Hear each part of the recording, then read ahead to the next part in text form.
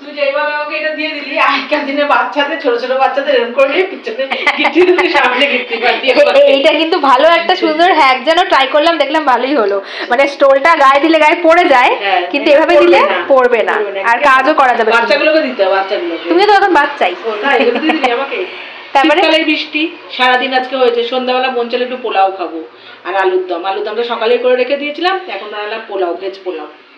এই যে আলুর দম, আর এখানে এই যে ভেজিটেবল দিয়ে ভেজ পোলাও। একটু শীত পড়লেই আর তার মধ্যে বৃষ্টি, মন চায় শুধু খাই। শীত পড়লেই না, আমাদের এমনিও মনটা খাই খাই করে সব সময়। মানে আমরা পচা গরমেও খাই খাই করি।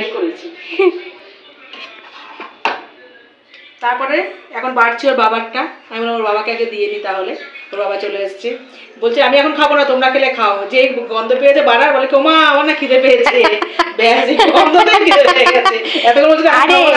আরে ঘিয়ের ব্যাপার একটা আছে না, আর তার মধ্যে সঙ্গে আলুর দম, ওই জন্যই আর কি অবস্থা আমার।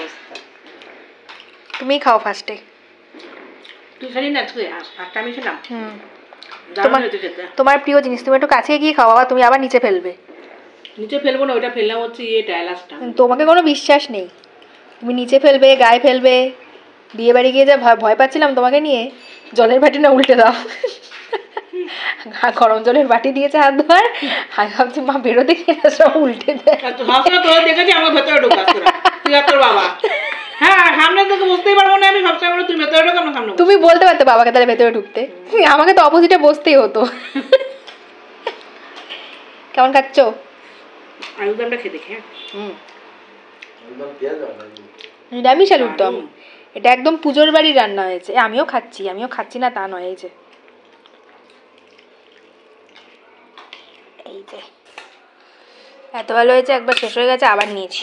এই বললো আমি খাবোই না এখন, খিদে পেয়েছে, তোমরা খাও তোমরা খাও, গন্ধ পেয়ে এবারে দেখেছো, এই জন্য নিতে যাই না আমি।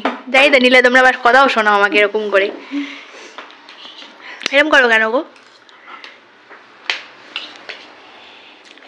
বাবা ভালো খেয়েছে, দেখো পুরো একদম প্লেট পরিষ্কার,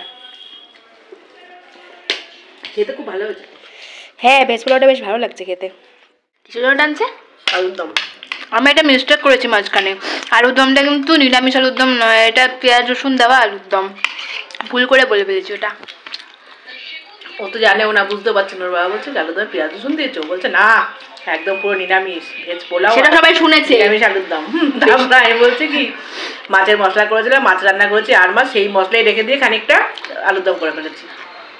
তো ওর বাবা বলছে কি হ্যাঁ টেস্ট ওই জন্যই অন্যরকম লাগছে, আমি বুঝতে পারছি। আজীবন ধরে বোকাই বানিয়ে যায় আমাকে। যাই হোক, এই ভেজ পোলাও আর আলুর দমের দুটোই আমি রান্না তোমাদের জন্য শেয়ার করে দিয়েছি, তোমরা দেখে নেবে।